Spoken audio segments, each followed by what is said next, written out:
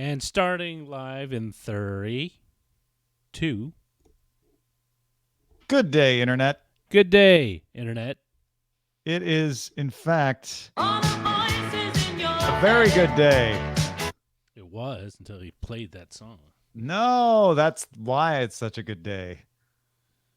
Such a good day. Isn't there a song with like "good day" in it, like as part of the lyrics? That's not that's not how it works. Isn't that what you want? Songs that are No, what I want literal? is the song that the team has been playing every time they win because they won. It's about Don't Stop Believing. A sports puck. No, this is not the San Francisco Giants. Yeah. Sweet Caroline. No, this is not the Boston Red Sox. Anything by Queen? No, well, okay. I'm not against Queen. Yes.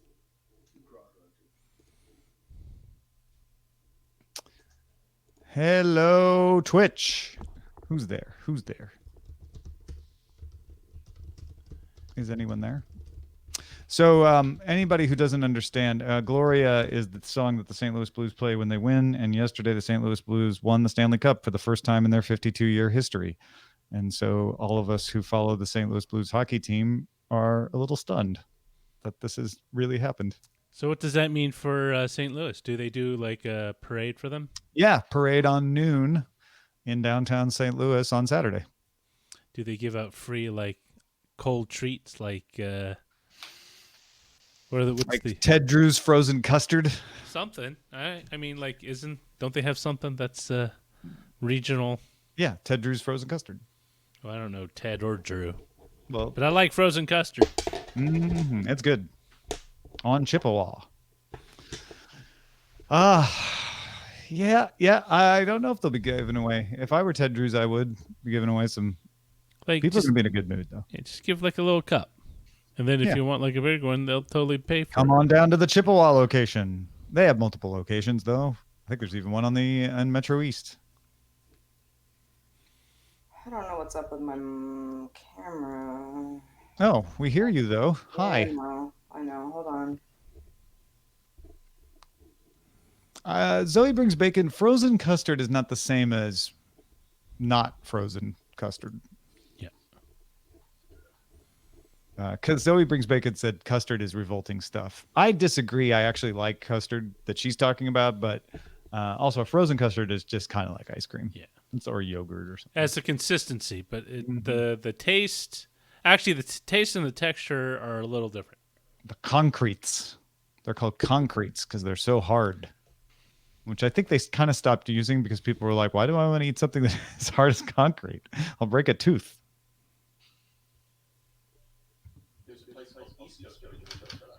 Oh, hello, Justin Robert. Oh, well, hello.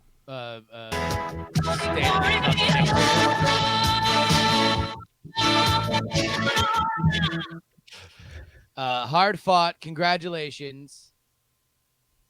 Yes, thank you. I hear an echo. Yes. Is that because you've got me on the probably me? Probably me. Hopefully it does not balance out. I consider myself the luckiest man to have an echo from Justin Robert Young. Is it still going? Yeah. No, yep. It's still there. It's gone. It's gone. Wait. No, I hear it. Yeah. All right. Hold on. Let me take evasive maneuvers here. Evasive action. What is it? Fire pattern. Sierra. Delta. Yeah. Like let me throw it a geometric angle. Theta, delta. Maneuvers, pattern Gemini. Yeah, how come they never say like, hey, why don't we do routine number 45, the one we just practiced? Oh, no echo. Yeah, that's for whatever reason. Sometimes Hangouts freaks out, and sometimes it doesn't. When the sound is coming back to it, so I just plugged the headphones right into the computer instead of through the board. Is that a monitor behind you? It is a monitor. Hack 5 liquidated their studio. Oh. Everything must go and did. Into my hands. It looks like Oakland. Is it? No, No, that's whatever Chromecast. What's up? that's New York. First, I thought that was the Tribune building. Then I saw that all those smaller buildings were actually buildings, and I realized, oh wait, I don't know if it is New York. maybe Is it's that Dubai. Sears Might Tower? be an Asian city or something. Mhm, I don't know. mhm. Yeah. We talk about St. Louis Blues. I gotta write this down, or I don't I'm remember. gonna try not to bore you all with me talking about. My hockey They team. won Stanley's Cup. They did, Lord Stanley. Well, what is he gonna do when he wants to partake in an athletic event? He'll give the cup to somebody else next year. Is Unless there the Blues a win. place in calendar in GCal where you can just see invites to things, or is it all through email? That's a good question. Is there like an invite view? I don't think there is. Try to answer. Settings, density and color, print as, yeah. You can show declined events, but that just shows them on your calendar. That doesn't give you a view. Yeah.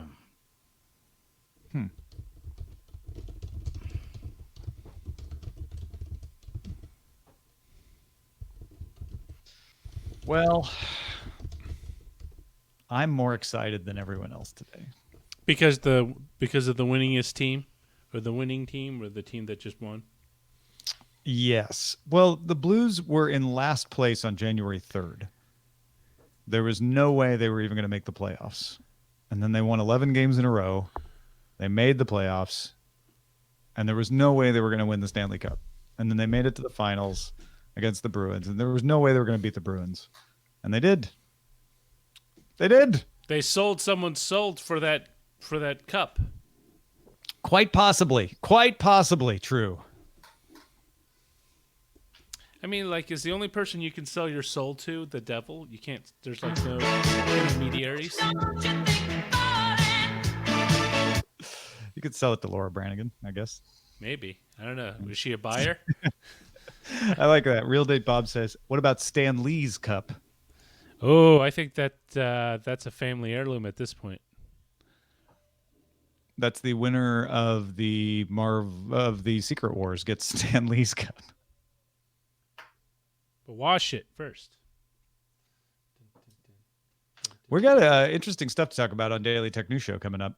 If you're around, Samsung 292-inch TV. Who doesn't have room for a 292-inch TV? Yeah, come on. What do you live in a tiny little hovel? Yeah. I want a Murphy TV, so you can like Mm-hmm. pull it down and you have a Pull it bed, and then you pull it up and it's just TV. And the television on the bottom. I mean, like you joke, but I have a Murphy bed. It would be really cool if I could put a TV on the underside of it. Ah. I mean, you could. I know, right? It would just risk a television falling off and breaking. You would have, yeah, you'd have to mount it really tightly. You'd probably want to have something on the floor below it, so when it's down, Or I would have to like lock it in a case. Like I'd have to open the case. put a cage Yeah. over it. Yeah. All right, let's figure out what we're putting on the. Well, what if I it like was the flowers. two Flowers things are that nice. flip down, or one? The TV flips up, and then the bed flips down from that. So Wait, what? So instead of the TV being on the bottom of the Murphy bed, Yeah. it will be on the first layer that's hinged like a door, and it'll flip up, and then the bed portion of it flips down. But then you have something hanging over you. I don't want something hanging over me like that while I'm sleeping.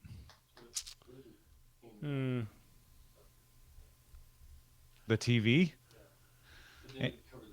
Yeah, that's not going to work. What if the Well, TV just had a picture of a bed on it? That's not as comfortable to sleep on.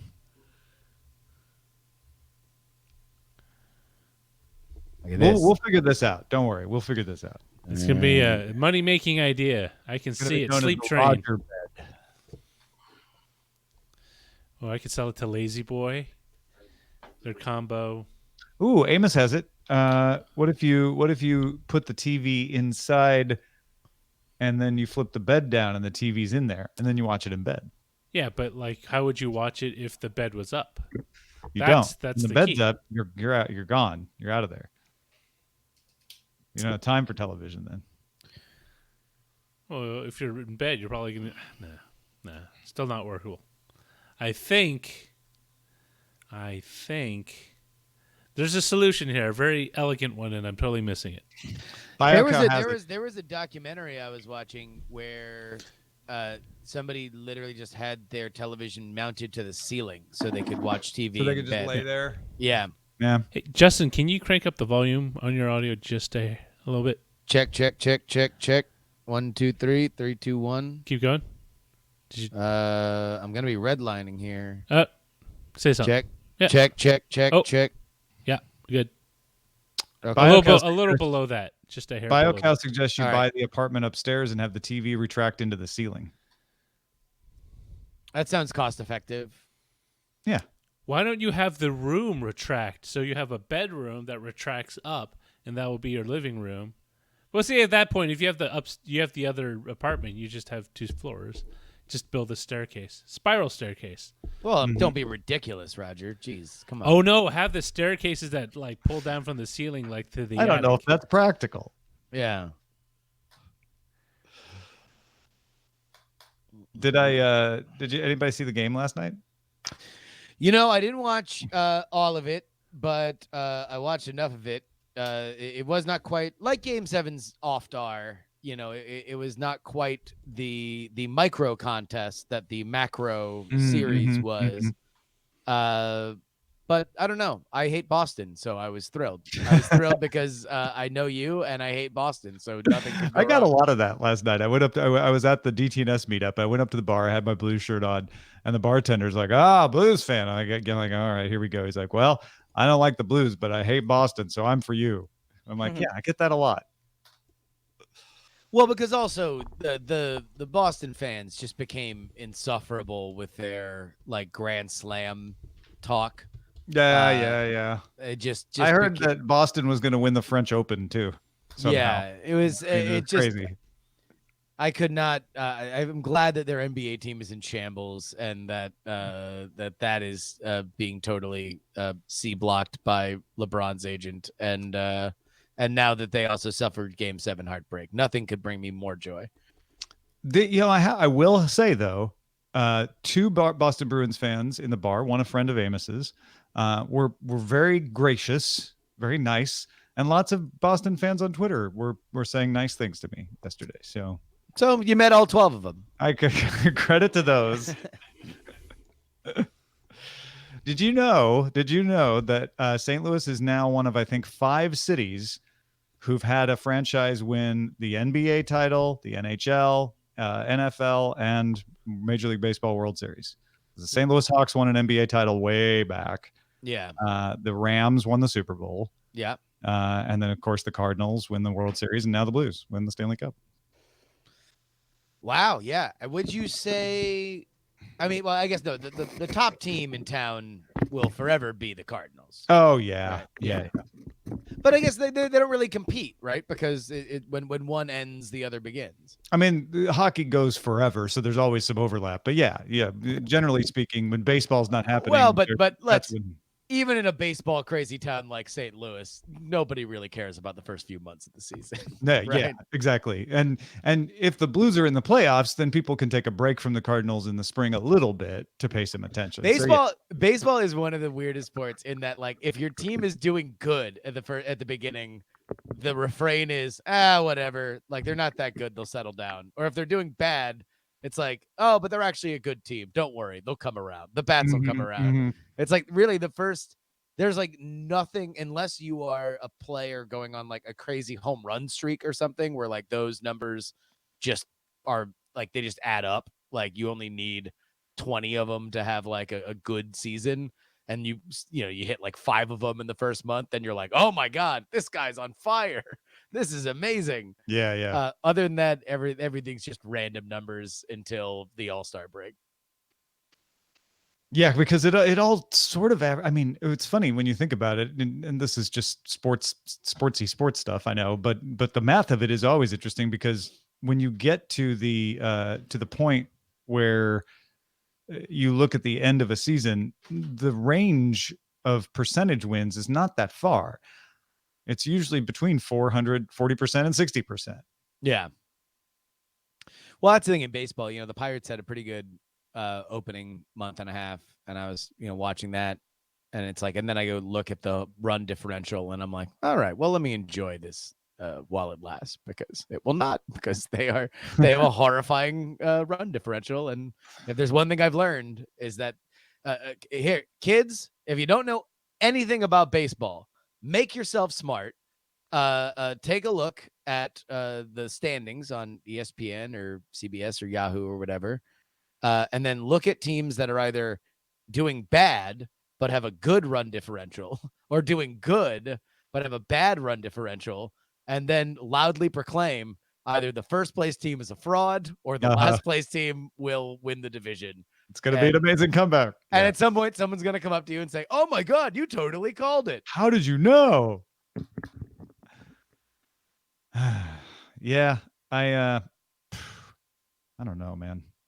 I'm still kind of. Yeah, we should not be talking about baseball. The Blues won. How do you feel? This is the first time that the Blues. No, I posted this on Twitter yesterday, but it has been part of my character as a sports fan that I know the Blues will never go to the Stanley Cup. They will make the playoffs almost every year. Yeah. I get disappointed when they don't make the playoffs, because that's what they do. They make the playoffs and then they will lose. And I'm accepting of that, right?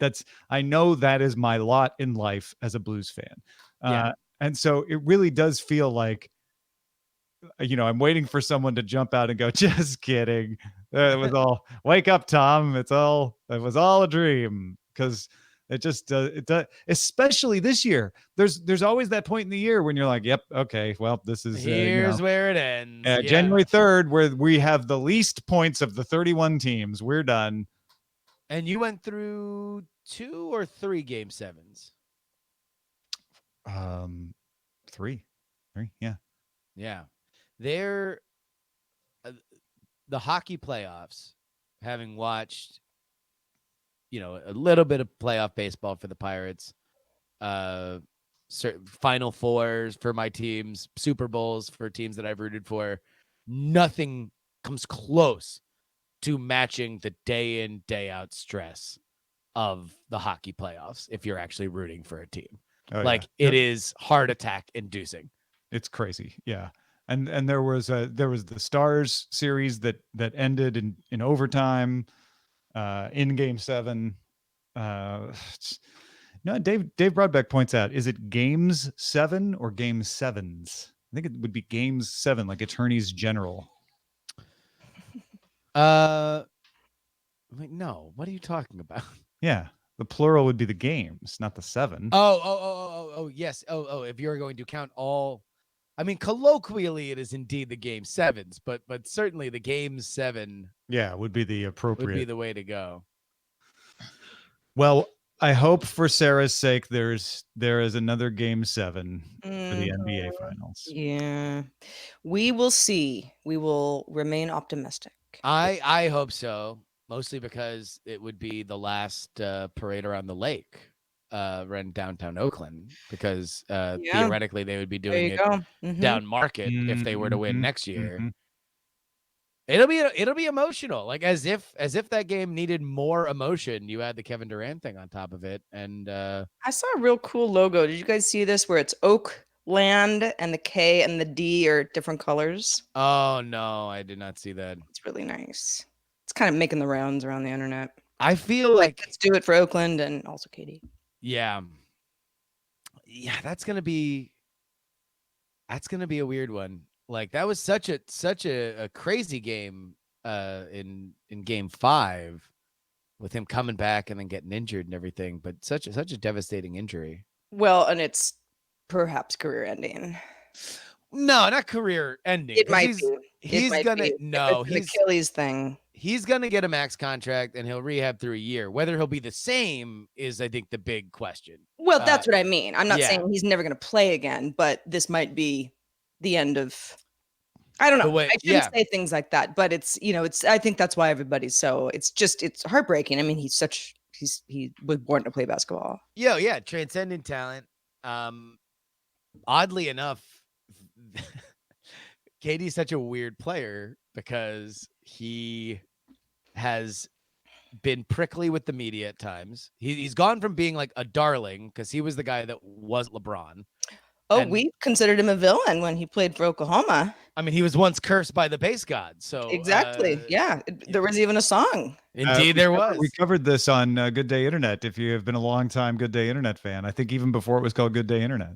Yeah. So it all comes back around. Please, go do your extracurricular activities if you want to listen to that magnum opus from back in the day and days yore. But now then became kind of poorly thought of for joining the Warriors, at least in the wider sports media. Then won a championship. Won multiple championships. That didn't really do much for his. I mean, I think it did for basketball, like historian standings, but not for like the chattering class. And now between him having such a great playoffs and then going out and then coming back and like putting his future in jeopardy for, his team, now is probably the best he's been thought of ever. He is like the example of sports sacrifice and hustle. And if it's done the impossible and made the juggernaut team of a generation possible best franchise of all time Warriors, the underdogs in not only this game, but the next one. Yeah, I know. Oh God, no. I'm so sick of that song. It's a depressing, weird song. It is, and it kind of hockey's got its weird songs. Hockey has either like no imagination or way too much when it comes to its goal songs. Like there's no in between. It's either like generic rock song or the ultimate default Blur's song 2, or it's like some weird thing that somebody's grandma at some point sang, and now that's what happens. What's your lucky food for a game, Sarah? You have I don't have a lucky anything. I don't have a lucky thing. No, not that I can think of. I mean, I will shovel food into my body, and stress eat. That's usually chips and salsa because it's easy. Mm-hmm, mm-hmm. But no, I don't have there's no sort of superstitious thing, There's no lucky anything. Do you have so you don't have anything that like you remember eating or like when my socks that day? Yeah, exactly. No. Yeah. Some people do that. No, well, I'm not playing. So what does it matter? Right. Like I can't make the outcome be what I want it to be. I can only hope that it is. Yeah. I have not checked with Lil B. I don't know if he's cursed, if he's had any last minute curses on Kawhi or anything. He hasn't cursed anybody. I've been paying attention. But he's been he tweets things like "It's all love!" 4 exclamation points, Lil B. Yeah. So he's trying to send the good juju right now. Kawhi Leonard is weird on his own if you believe the Apple story. No, that's fake. The Apple story is fake. The Apple time? I want it to be real. Apple time is not real. Darn it. I want it to be. So for those of you who don't know, there was this great oral history of which there's a lot of weird Kawhi Leonard stories. He is a very weird human being. But one of them was when the Spurs, Greg Popovich, their coach, is famous for doing these very elaborate wine and steak pairing dinners for the team. And so allegedly a weird story was that Kawhi Leonard refused to eat the steaks and instead pulled out a bunch of apples, ate them with a knife and fork. 12 apples. Apples. And said upon devouring them, apple time. And everyone was just like, whatever. It's Wait, Kawhi. what was his deal? He just So that was a fake story. Rogers, That was a fake story. There was a lot of real anecdotes in there, which was that when he was in college, he would just the extent of his trash talk was when he shut somebody down, he would just say no. And that whenever he would pull down rebounds, he would say he would call himself the board man because a board is a rebound, and then he would say board man gets paid. Mm-hmm. I think the results go also basket. Yeah. But not apple time. You don't know that, Justin. Let the lore live. Let apple time live. So anyway, next time someone says apple time, you'll know what they're referencing. I mean, he's an exceptional ball player. I'm very fond of him, except when he's, playing against my team. Against your team. Yeah. Well, hold on, wait. Roger, are you aware of the controversy with the Canadian fans during the last game? You mean when what's his name tore his Achilles? Yeah, and they were all like waving goodbye to him and cheering his walking off the. Because I know you are a noted Canadians are a polite, peaceful people skeptic. I have never said that. No. I'm saying you that didn't let him finish his sentence, Roger. He said you were a skeptic of that sort. Oh yes, I'm very skeptical. Exactly. So I there was a part in the back of my head. I'm like, finally, the unmasking of the Toronto Raptors fan base. On such a but large this is the platform argument. This is the argument Canadians will make. Torontonians aren't really Canadians. They're just Americans in disguise. Want to be American. That is the line that will be oft heard about Torontonians. You want to know what? Tell that to the both times that they rioted in Vancouver because they didn't win the Stanley Cup. Canadians can't handle sports. That's my take. They can't handle it. They get so close. They get too excited. And it's like a kid who ate too much candy. They just start doing things that they probably will regret later in life. I once said Canada was boring on Twitter, and boy, was I eviscerated. there are some very, very. I was like, that is so obviously a joke. Like, calm down, everybody. But people were mad. Oh, you can't. Yeah, we've all learned that, of course, over the years. But you can't joke. It's like on the it's like it's like Can't that one do person that. in the office. You just don't do anything. You just say something very straightforward and walk away. That would set me off right there. That's like PTSD at this that song point. puts me in a terrible mood. it's so awful. We are at cross purposes today, then, Sarah. I'm just sorry. I apologize. No, it's. I want think you to be happy. It's just like like if you chose a Weezer song, I think Sarah would be. It's like playing Sweet Caroline. It would make me feel as vomity. But Roger, they don't play the sweater song every time that the Blues score. But they should. Why can't it be why can't it be an act from like the 21st century? The story goes that the Blues were watching an NFL championship or playoff game in a bar, and during the commercial breaks they would jam Gloria every commercial break, and they started to tell each other, you know what, we should just make that our song when we win. And then they began winning. They were in last place at the time.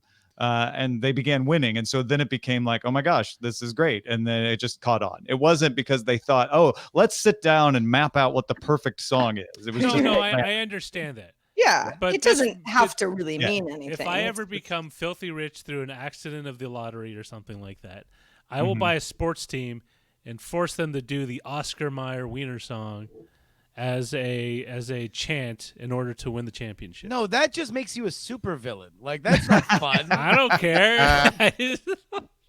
Anything that can.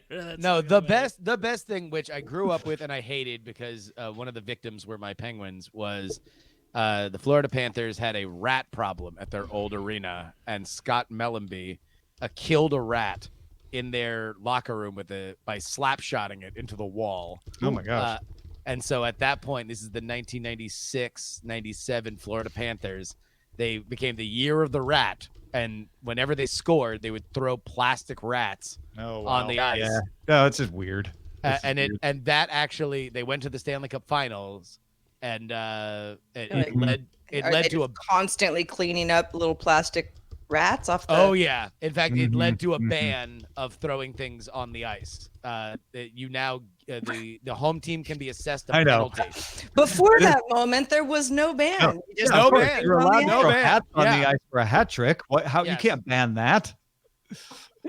No, you can go back and watch on YouTube just all the videos of just a layer of plastic rats being thrown on the ice. Where do they find all of these? Are they all the same kind of rat? Or Are you kidding? Sizes? Are you kidding? South Florida is such a hustle town. You know, as soon as it happened, there were just 50 dudes buying, Plastic rubber rats wherever just those selling them outside of the arena. Yeah.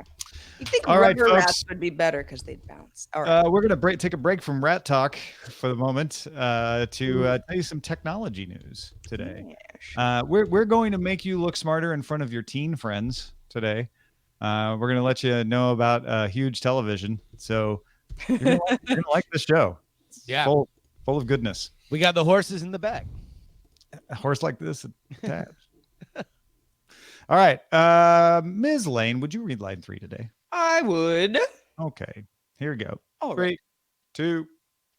Jason Fletcher has supported independent tech news directly for 5 years. Why not be like Jason? Become a DTNS member at patreon.com/DTNS. This is the Daily Tech News for Thursday, June 13th, 2019 in Los Angeles. I'm Tom Merritt. And from Studio Feline, I'm Sarah Lane.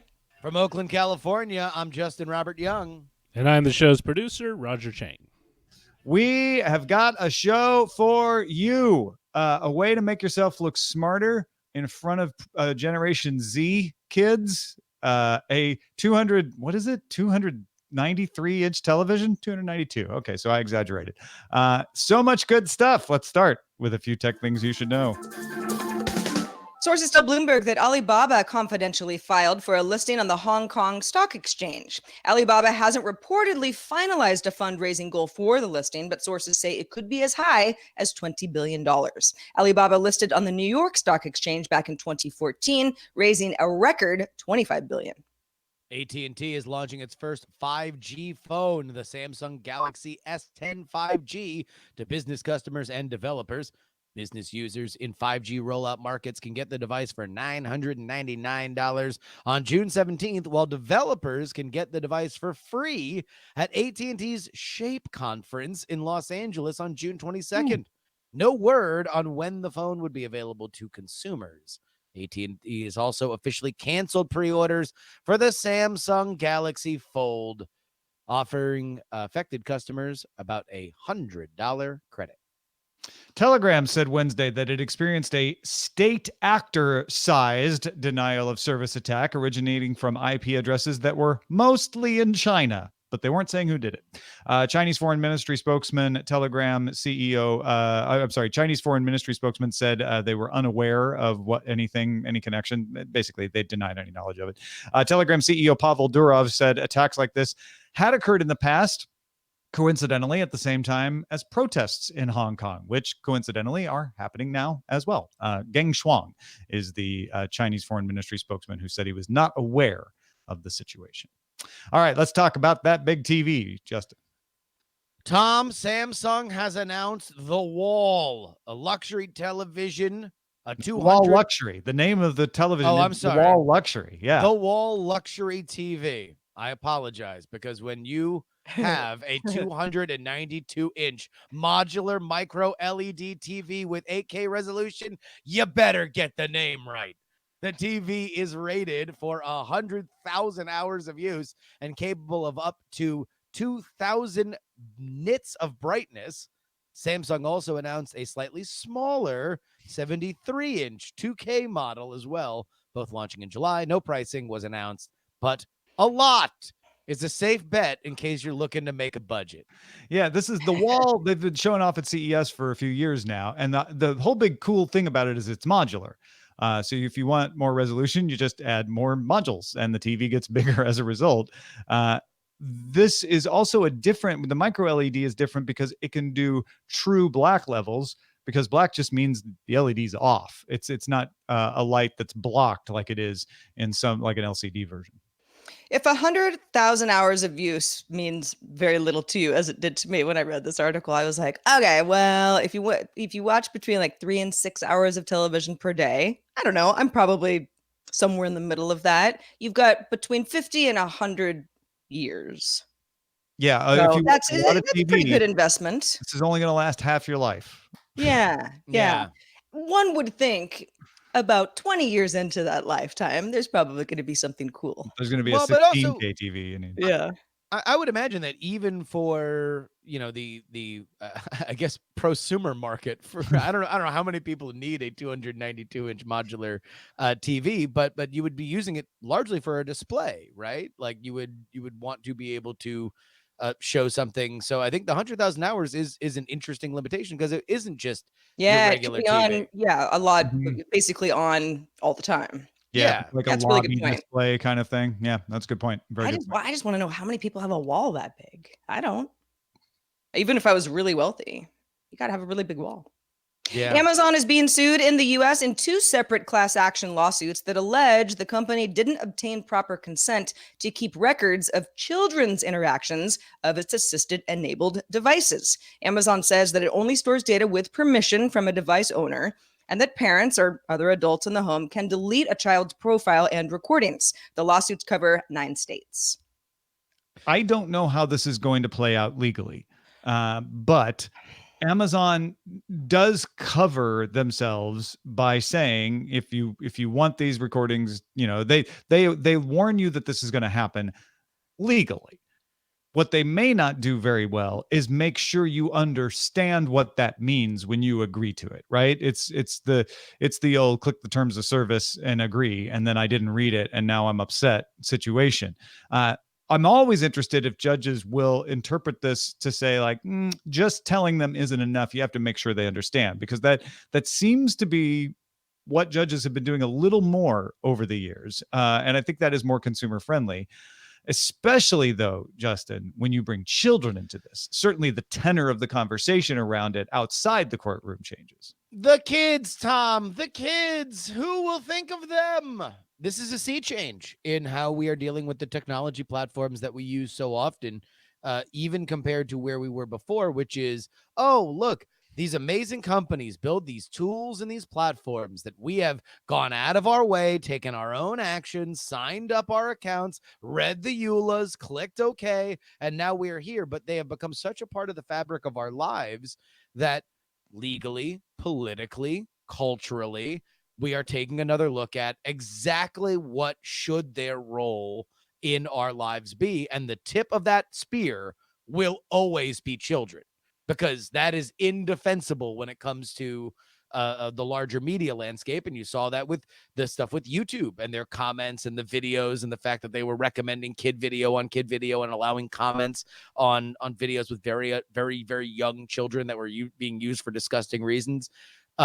This is another example of that. And I don't think we are going to see not only a stop to this, but also more challenges, legal and otherwise.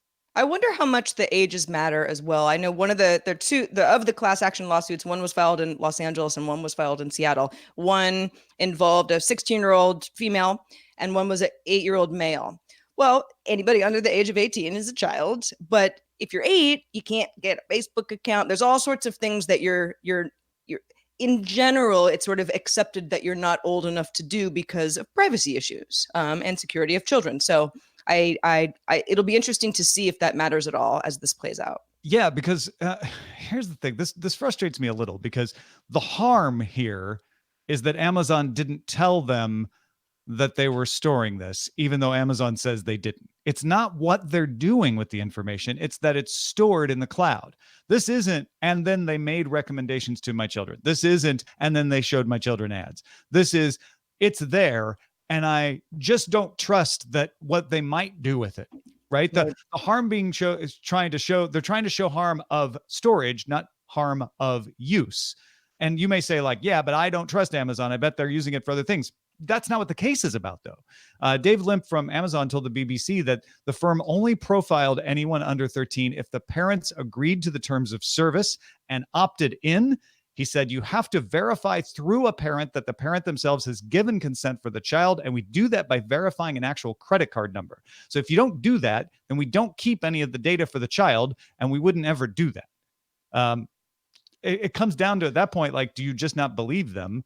And if this was all happening on the device instead of in the cloud, would that make this go away? The only reason it happens in the cloud is doing it on the device. It doesn't do as good of a performance. You can't do the processing that you can in the cloud.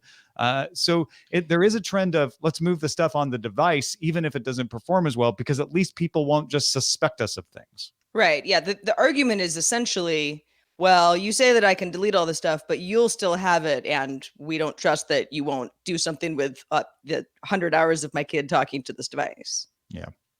CERN, the folks who brought you the World Wide Web and the Large Hadron Collider, they've had some hits over the years, posted an explanation of the Microsoft Alternatives, or MALT, project that started last year to mitigate license fee increases and move to more open software. Microsoft revoked CERN's academic status at the end of March when the contract ended, and said, we're just going to start charging you by the number of people using the stuff. So that led to license costs increasing about 10 times or more. Microsoft agreed to kind of a gradated price rise over time, so that didn't all hit at once. But they decided to do Project Malt because they don't think they can continue to afford that. The principles of Project Malt are to deliver the same service to personnel as existing software that they're using, avoid vendor lock-in, keep their hands on the data, and address common use cases. So the first change going into effect is a pilot email service that I assume would replace Outlook for a lot of people, while in parallel, a replacement for Skype using some telephone voice software for conference calls and such. What a throwback, Tom. Evil Microsoft is back. Tired of this good guy Microsoft where they're just making alliances and trying to build out fledgling businesses. No, this is penny pinching, anti-science Microsoft. Revel in the dastardly behavior. I just don't quite understand why Microsoft would revoke CERN's academic status. I'm sure there's a perfectly reasonable explanation that I just haven't seen. But it does seem odd that Microsoft, which, as we've documented, has become the kinder, gentler Microsoft, the more embracing of open source. However, the one thing, Justin, that they do is they charge people for services. They charge people for cloud services. They charge large organizations, and that's where the money's coming from. So it makes sense to me that we would see them going to a large organization like CERN and saying, well, over here, we actually need to raise the price. We can't just give away the software to a large organization because that's where a lot of our money comes from. Yeah, that seems like a reasonable explanation. You never know whether it's, some kind of oversight or misunderstanding or personal beef, but I think that you kind of hit the nail on the head. Look, they are a services company, and also that's not only where their future is, that's where their past was, in terms of licensing. It seems like if there was some sort of misunderstanding, the fact that this was revoked at the end of March gave Microsoft ample time to be like, oh, okay, CERN, sorry. Let's figure out this misunderstanding. And it also gave Microsoft a pretty ample amount of time to come up with an explanation that wouldn't outrage people. If you want to think of Microsoft as a villain, which clearly the company has worked very, very hard to change its standing as the public sees it. It's true, though. It does make me want to pop on some Vampire Weekend and pretend it's 2007 again to hear a story about Microsoft versus open source. Oh, man. Yeah. Did you hear those latest rumors about the Apple phone? That's crazy. They'll never do a phone. They don't know anything about phones. The Verge's Russell Brandom spoke with Google's product management director, Mark Reicher, about Apple's new sign-in button. Reicher noted, quote, "We only log the moment of authentication. It's not used for any sort of retargeting. It's not used for any sort of advertising. It's not distributed anywhere," end quote. He also pointed out that the security checkup page, where you can see all the sites that you used a Google login with, where you can also disconnect that connection. He said Apple handling redirecting email sounded slightly more invasive, since it means Apple would have to handle all emails to and from that company. But Reicher did say that it will be better for the internet if it means people are less likely to use insecure one passwords or recycling a password. Thanks to Kenji for emailing us about this article. Yeah, this is a really level-headed interview where, Mark Risher, there's a tiny bit of spin. You're not going to be standing on perfectly stable ground through it, because he does point out the thing about email, which, granted, if you're in a trust no one situation, letting Apple handle redirection of your email means your email is going through Apple. For a lot of people, though, their email's going through Apple anyway, because they're using Apple Mail, or they're using iCloud or something like that. So that may not be as big of a concern for a lot of Apple users. But he's right.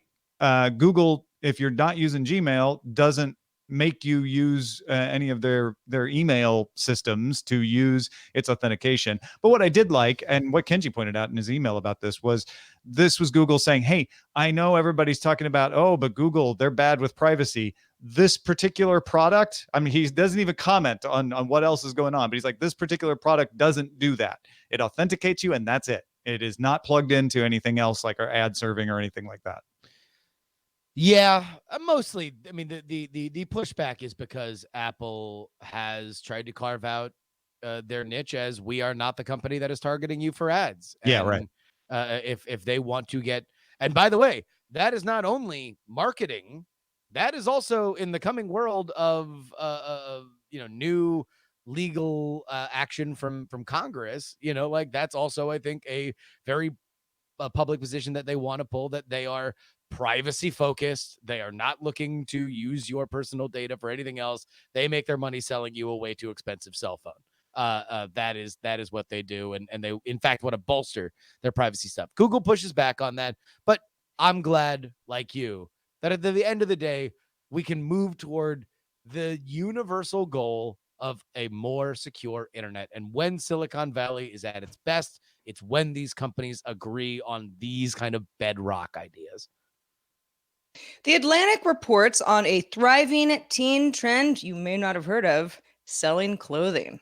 The article focuses on shopping social platform Depop in particular, where users' profile pages act as storefronts with photos and descriptions of what they're selling, like stuff out of their own closet along with their listed price. PayPal is offered as easy payment, and prices are affordable overall rather than aspirational as they are with certain other clothing platforms. There's a familiar Explorer page, kind of looks like Instagram, featuring curated pics, trending items, top YouTubers that get lots of interest from their peers who want to wear their wares, as it were. And if sellers are successful enough, Depop encourages them to start their own brand to be distributed exclusively through Depop. This is fascinating to me, because this is one of those things that feels to me like it's pointing to the direction when everybody's like, what's coming next? What's the next trend? And this is kind of a combination of a lot of things: YouTube celebrity, social networking, and just saving money.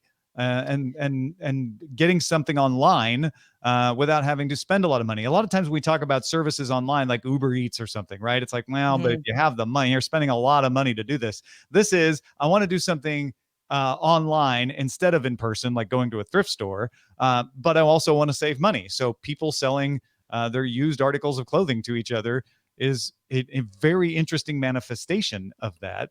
And I love the story they tell in this Atlantic article about the person who started by just wanting to get rid of a couple of articles of clothing they didn't want anymore, and then suddenly getting caught up in Depop and going to thrift stores and buying things to sell, and then eventually like creating their Becoming own YouTube celebs. channel and becoming a celebrity. Exactly. Yeah, I actually produce a podcast that's about the consignment world called It Never Gets Old. So when I read this article, I was like, I know all about Depop. I don't always know what teenagers are doing. This is really interesting, and you can compare it to something like Poshmark, which is a very similar platform. However, Depop is based in London and very skewed towards teens. It doesn't mean that any of us couldn't use it, but it's very much for the younger set. But it has a lot in common with Poshmark in that you can, I mean, not everything is like under $10, but you can get a t-shirt for $2, or some jeans that are maybe a couple years old for $5. Like it works with what we consider, most teens are pretty budget conscious. They're not making a ton of money. They don't have a ton of disposable income. The PayPal thing is nice and convenient because that's sort of a wallet that anybody under adulthood is using more and more often. And the whole kind of thing about I love this YouTuber, right? Or some other internet star, particularly a younger one. I'm going to subscribe to their channel. Okay, well, we're all familiar with that. But I love this celebrity on Depop, and I want to wear their clothing. That's going to make me feel closer to them. That's going to make me feel cool. That was the shirt that she was wearing in that video. Oh my God. That kind of thing it's fascinating.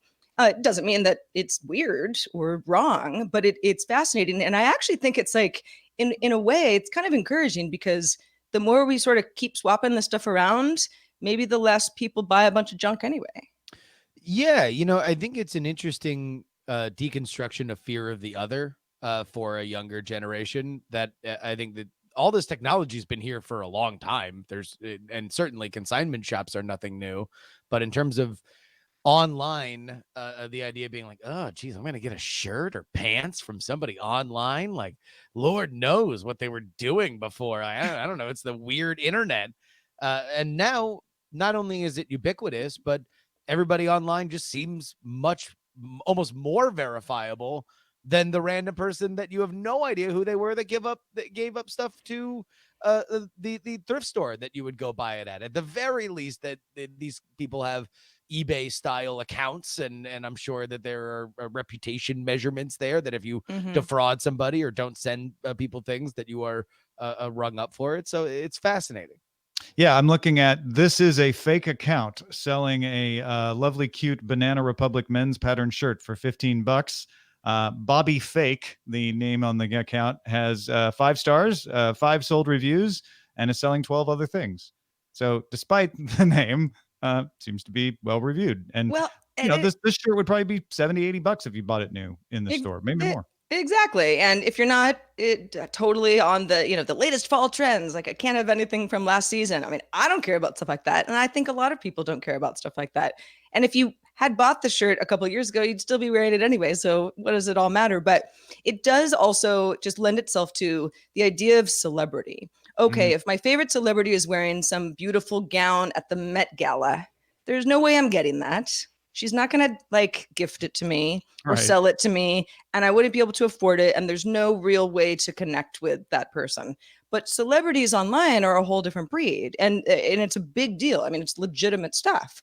So this whole kind of, you're a human, and I'm able to connect with you on this very personal level. I mean, it's stuff that you're wearing on your body. And let's just say it's like not gross. It's, everything's clean about it, but there's still this kind of strange human connection that you're getting that we're seeing more and more of.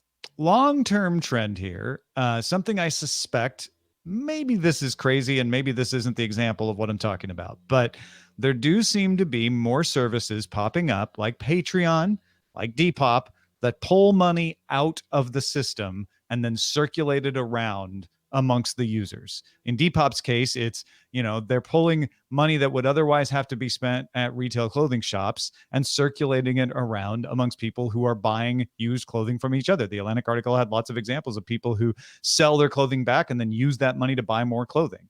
I wonder, right now, I think it has almost zero effect on the economy, but I wonder if that trend continues, if we start to see an effect on how the wider economy works. Just a thought.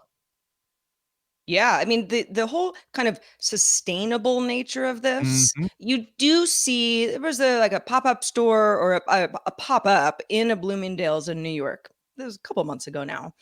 And it was all about like vintage secondhand stuff. It wasn't new things. Now, you don't think of a department store as a place that this would happen, but and the Bloomingdale's was probably just kind of fishing to see if there was a lot of interest. So it's a trend, it's a trendy thing to be like, yeah, we really care about the, environment and, don't pollute and, all that stuff. So there's a lot of marketing involved in this movement, but yeah, how much will this affect big retailers in the long run? I don't have the answer, but I would guess it's going to affect them on some level. All right. Google said 42% of all malicious extensions detected since January 2018 abused the web request API, which sent all data in a network request to the extension. The declarative net request API applies rules set up by the extension, and the browser makes the changes and the extension never receives page data. This is one of the main arguments around changing the way the extension work. We've talked several times on the show about how folks who do no script or privacy protection extensions don't like this. One of the main arguments has been around the maximum number of rules, with privacy extensions wanting 90,000 to 150,000, even some saying they need 500,000 to feel like they could cover all the situations they need to keep an effective privacy protection extension working. Google had suggested a 30,000 maximum. That wasn't popular. Now it says it's going to set the limit at 150,000. That'll satisfy some, but not all of the extension makers. NoScript and uBlock particularly say they won't have enough information to maintain accuracy. It's not about the number of rules. There's context when you're blocking scripts that you may think, well, wait a minute, this isn't exactly the domain that I have in my list. In fact, NoScript says we keep a whitelist, so having rules doesn't really help us. We want to know if this script is coming through a domain, the context of how it's used, because that's how we effectively block scripts. And the change to the declarative net request API doesn't let us continue to do that, which means NoScript won't work if this change stays the way it is. Google has changed a couple of times like this, has said they're continuing to listen and they want to work with developers to make the legitimate extensions work. I admire what they're saying is their goal, which is we want to stop malicious extensions from getting more data than they need. So they're trying to narrow it down to giving extensions only the data they need to do what they're doing. Doesn't sound like they've quite perfected it yet. And correct me here, because I'm not familiar with the technical elements of this, but is the solution like a whitelist for some of these very high volume scripts that what these privacy protectors and very often ad blockers want to do is say, we want to look at what's coming through, decide what's an ad and block it. And what Google's saying is, great, you describe what that looks like, and then the browser will do it. That way you don't have to see all the page data. So it's not quite a whitelist, although NoScript says all we do is a whitelist. We say any domain that is on this whitelist, we won't bother with. But they will bother with every other domain. And so that's why it doesn't work for them. Well, folks, if you want to get all the tech headlines each day in about 5 minutes, be sure to subscribe to dailytechheadlines.com. And thanks to everybody who participates in our subreddit. You can submit stories and vote on them at dailytechnewsshow.reddit.com. We're also on Facebook, facebook.com/groups/dailytechnewsshow.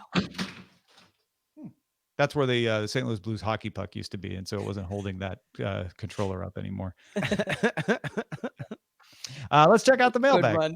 Let's do it. We got some feedback on our question yesterday of who should buy Have I Been Pwned? Because it's for sale. It was a story from yesterday's show. Mohan wrote in and said, I love that you thought Mozilla Foundation should run Have I Been Pwned, as I was screaming that in my car throughout the whole segment when you, Sarah, and Scott were talking about it. And this was addressed to Tom, of course. They would be a perfect fit considering it's built into Firefox called Firefox Monitor already. We also got a tweet just a second ago from Jesse Virgil, who said, who do I want to buy Have I Been Pwned? 1Password, although Mozilla is a good option too. Yeah, I heard some people say LastPass as well, like a password manager being able to tap into this, which they already do also, just like Firefox already does. But being able to run it and own it means they could integrate it more and improve on it. I'm with you, Mohan. I'm with you, Jesse. Somebody who's going to run it for good and use it responsibly. My only issue with 1Password is that they don't have the safeguards for the public good that a Mozilla Foundation has, but they're a fine company. I'm not trying to say 1Password is bad, but if you're trying to find tiebreakers there, that's one of the reasons I like Mozilla as a potential for this. We'll see. Who knows?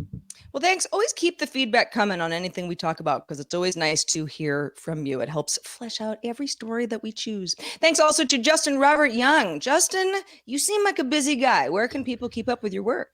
Well, not only can, of course, you listen to my podcast, Politics, or PX3 for short, but you can come see me live in the historic Piano Fight Theater, San Francisco, California. Normally we do these shows on a weekday. It's like a Thursday or a Wednesday. No more. We're moving up. Saturday night, June 29th. You can get your tickets right now, bit.ly/PX3 June.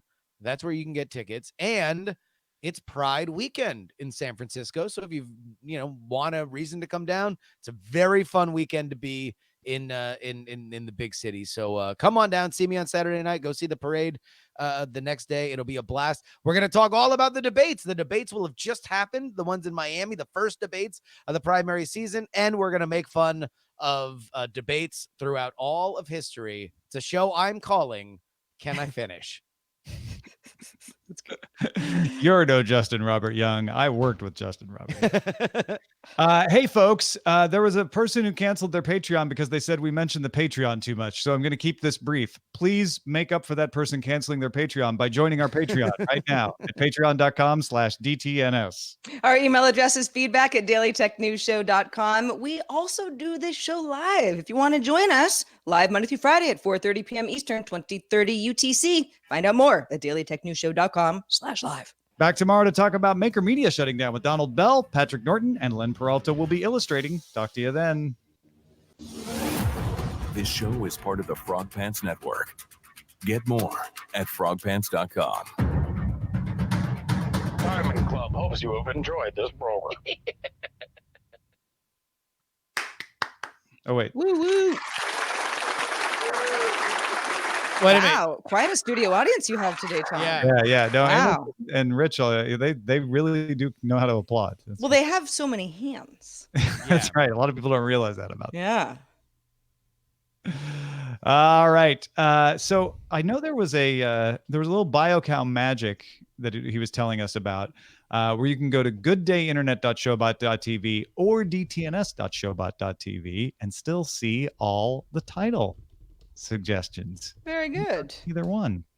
Some suggestions for DTNS were even Apple's stand can't mount 219 inches. Samsung has built that wall. The watcher's in front of the wall because not on the wall. Luxury wall of Samsung. Samsung ran into a wall. We really like the wall stuff today, huh? Samsung's got 8 yards of television. I like that one quite a bit. Let's see. Amazon Assistant, please sue Amazon. Evil Microsoft is back. AT&T folds the fold. Great Wall of Samsung. A nice malty CERN. A fine malt Libre. 5-star fake account. Only got Depop in my pocket. Yours wasn't it, Amos? That was good. I don't get that one. Only got $20 in my pocket. The thrift store song, the Macklemore song. The mackerel song. You're gonna Depop some tags. Okay, we're not doing that one. I had forgotten about that song. Thanks a really lot. Terrible song. It's a terrible song. I mean, it had its day in the sun, But yeah, I wouldn't say terrible. I mean, it doesn't age well. Oh no, but so few songs do. What about that Gloria? Woo, that's a good one. Gloria.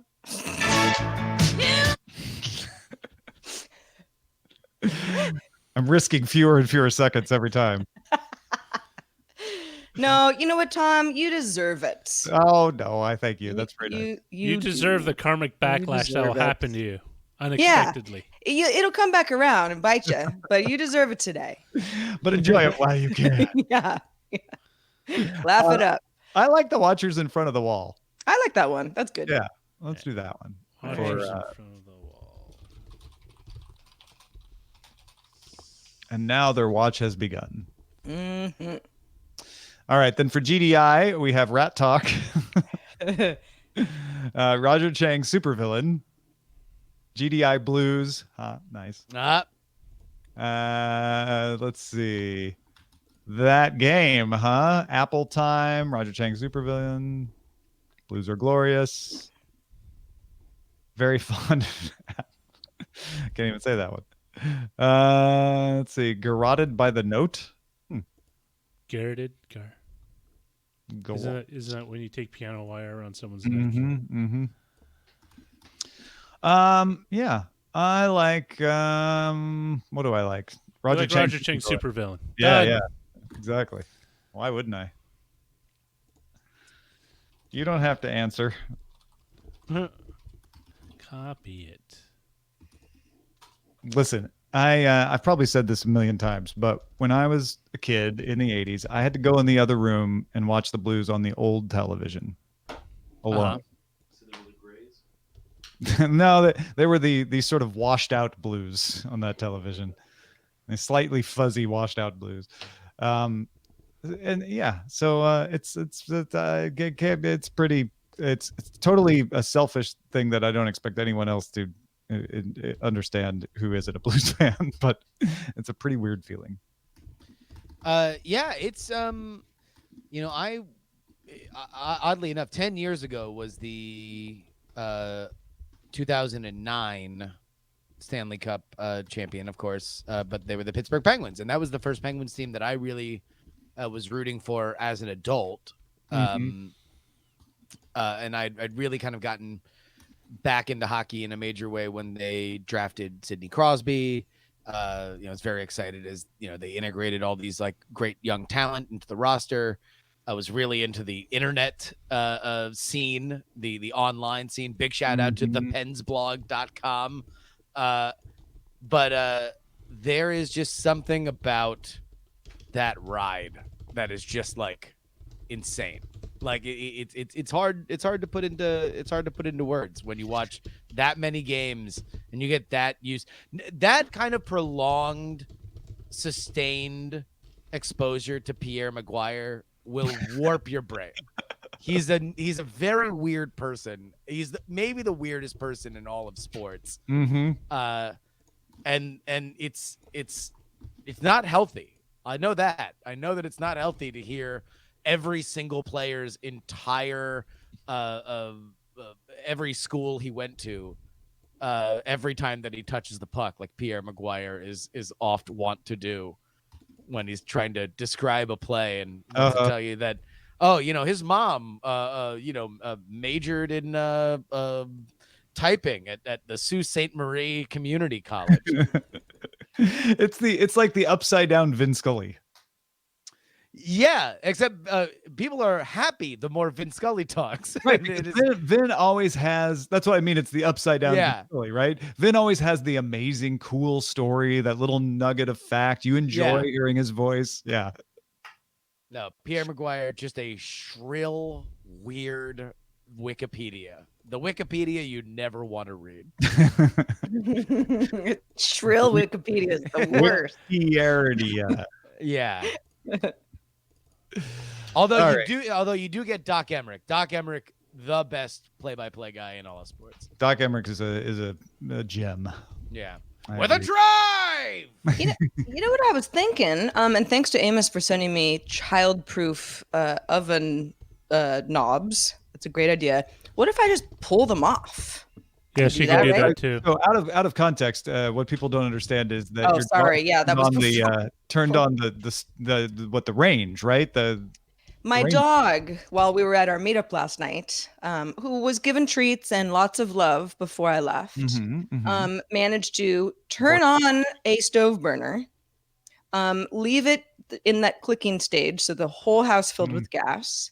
The house did not have an open window because the AC was on. I was trying to keep everybody cool. Smoke alarm was going off for God knows how long. Let's call it 3 hours.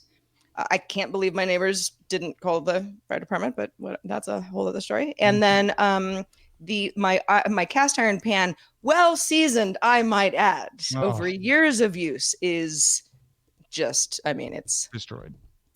It is now just a weapon. That's all it is. It can't be used anymore. It's completely destroyed.